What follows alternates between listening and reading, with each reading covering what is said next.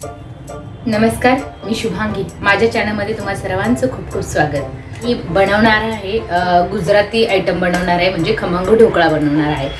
गुजरातमध्ये फार प्रसिद्ध आहे, पण आज आपल्या इकडे पण महाराष्ट्रामध्ये पण सगळेजण ढोकळा हा खातात आवडीने।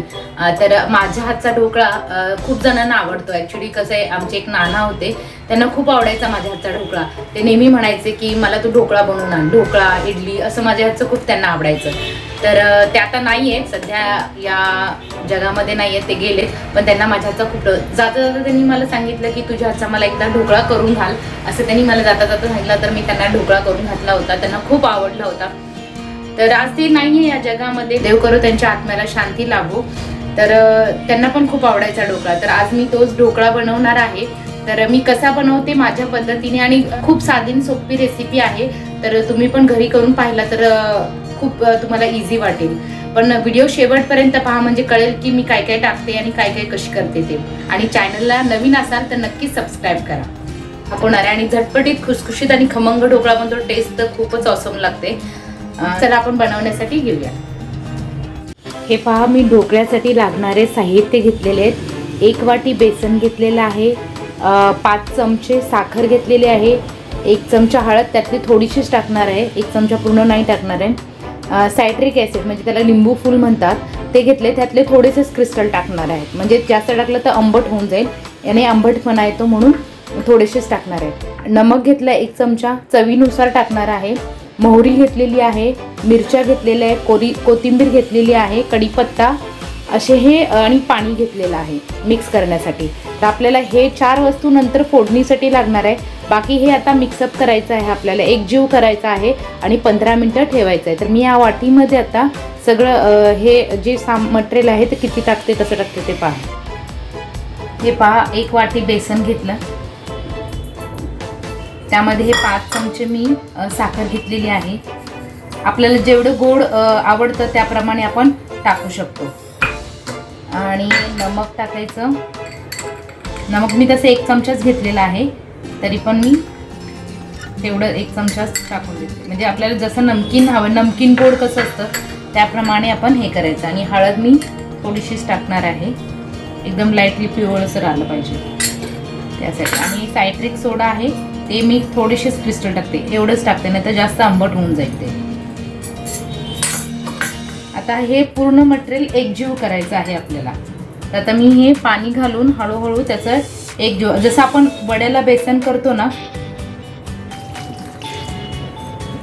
तळण्यासाठी, तशा टाईपमध्ये आपण हे थोडं थोडं पाणी घालून याला मिक्सअप करायचं आहे।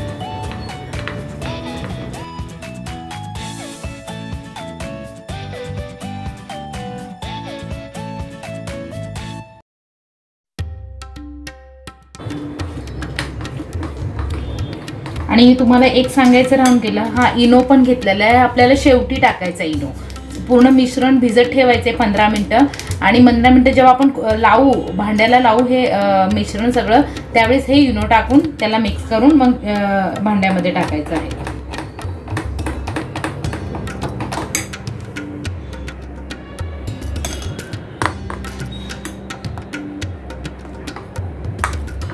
हे बघा, मिश्रण पूर्ण आपण हे करून आता 15 मिनटं भिजत ठेवूया, म्हणजे पूर्ण त्यातलं साखर, नमक आणि सायट्रिक ॲसिड विरघळून त्याचा एकजीव होऊन जाईल। मग त्यानंतर थोडंसं आपण चाखून बघायचं, आंबट गोड तिखट बरोबर, आंबट गोड आणि नमकीन बरोबर झालंय का ते बघायचं। नंतर मग आपण लावताना इनो टाकणार आहोत, तर मी इनो तुम्हाला दाखवलं नव्हता, तर इनो पण शेवटी मी टाकणार आहे। तर चला आता हे 15 मिनटं ठेवून देऊया आपण। हे बघा, माझ्या आईने मला हे गिफ्ट दिलं होतं, ढोकळ्याचं भांडं, कारण की मला हे सगळं बनवता येतं म्हणून तिने मला गिफ्ट केलं होतं ढोकळ्याचं भांडं। खूप सुंदर आहे, याच्यात खूप मोदक होतात, ढोकळा होतो, आणि काही वाफवायचे जे पण पदार्थ आहेत त्याच्यामध्ये होतात। आता आपण ह्या भांड्यामध्ये थोडंसं पाणी घेऊया आणि ते गरम करायला ठेवून देऊया। नंतर केलं तरी चालेल, कारण की आता आपलं पीठ भिजतं आहे, तोपर्यंत आपण हे पाणी गॅसवर ठेवून देऊ, आणि ह्या भांड्यांना पण तेल लावून घेऊया असं, आणि मग ते ह्याच्यात मिश्रण आपल्याला टाकायचं आहे।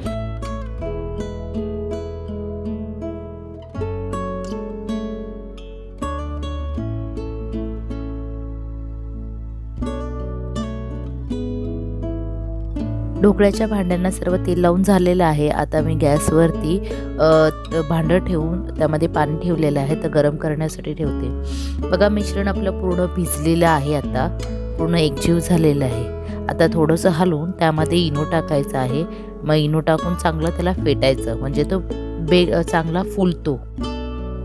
ढोकळ्याचा एक तुम्हाला किस्सा सांगते। एकदा काय झालं, आमच्या बचत गटाचं हळदी कुंकू ठेवलं होतं आणि त्यावेळी प्रत्येकाला कामं वाटून दिली होती। तर मला नाश्त्याचं काम दिलं होतं, तर मी म्हणलं मी माझा नाश्ता मी घरीच बनवते, सर्वांसाठी ढोकळा बनवते। तर मला अर्धा किलोचा मी ढोकळा बनवला होता, 2 पराती ढोकळा झाला होता आणि सर्वांना एवढा आवडला। त्यानंतर सर्वांनी मला फोन करून विचारलं तू कसा बनवला ढोकळा। त्यावेळी मी त्यांना फोन करून, तेव्हा काही असं यूट्यूब वगैरे नव्हतं की त्यावेळी सांगण्यासाठी, तर त्यांना सगळ्यांना मी फोन करून सांगितलं होतं ढोकळ्याची रेसिपी कशी बनवायची। खूप आवडला होता सर्वांना। ढोकळ्याचं मिश्रण चांगलं फेटल्यामुळे ना, तर तो पूर्ण असा एकदम एकजीव होतो आणि फुलतो।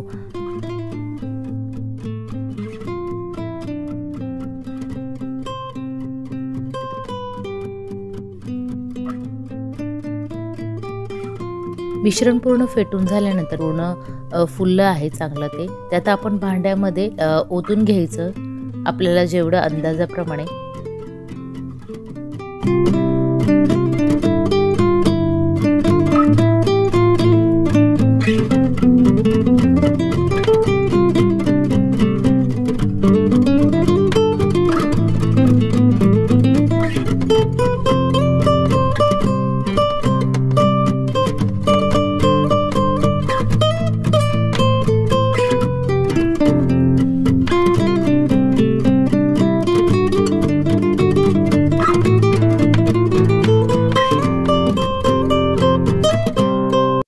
दोन्ही भांड्याचं मिश्रण भांड्यामध्ये ठेवून झाले। आता गॅस फुल करून भांडं झाकून घ्यायचं, म्हणजे 15 मिनटं फुल गॅसवरती ठेवायचं, म्हणजे तो आधीमध्ये उघडायचं नाही आणि नंतर डायरेक्ट 15 मिनिटांनी उघडायचा तो, म्हणजे चांगला बेक होतो। आणि मग गॅस बंद करून त्याला बाहेर मस्त बेक झालाय।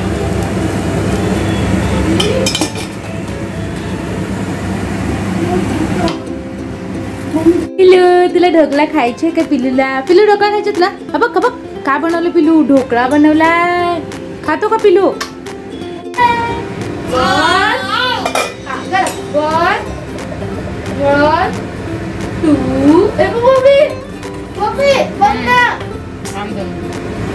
ढोकळा चांगला फुललेला आहे, तर तो आपण थंड ठेवून देऊया आणि इकडे तडक्याची तयारी करूया।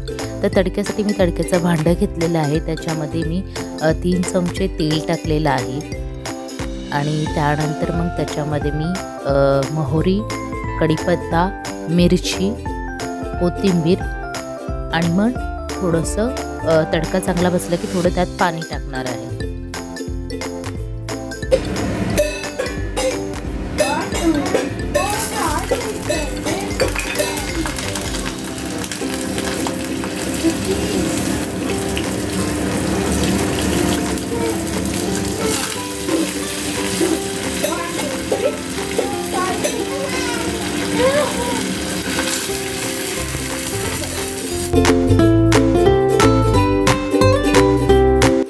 मुलीला विदाऊट तडक्याचा ढोकळा आवडतो, म्हणून तिच्यासाठी थोडंसं विदाऊट तडक्याचा ढोकळा काढून ठेवला आणि नंतर मग मी त्या सर्व जो थंड झालेला ढोकळ्याच्या याच्यावरती मी हे जे तडका दिलेले मिश्रण आहे ते पूर्ण टाकून घेतलं, म्हणजे ते चांगलं ऑब्झर्व करून घेतं आणि मस्त स्पंजी होतो ढोकळा आपला।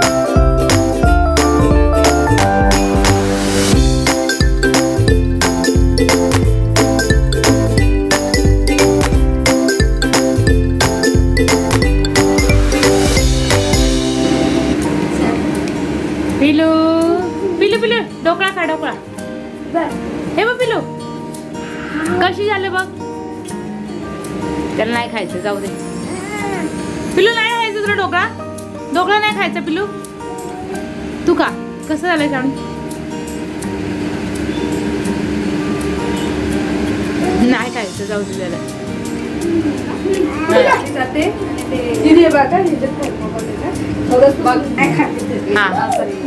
कसे झाले सांग? चांगलं झालं, नमकीन वगैरे मस्त झालं का? बाबूला सांग ना, बाबूला हात नाही तुझा. नाही तो नाही.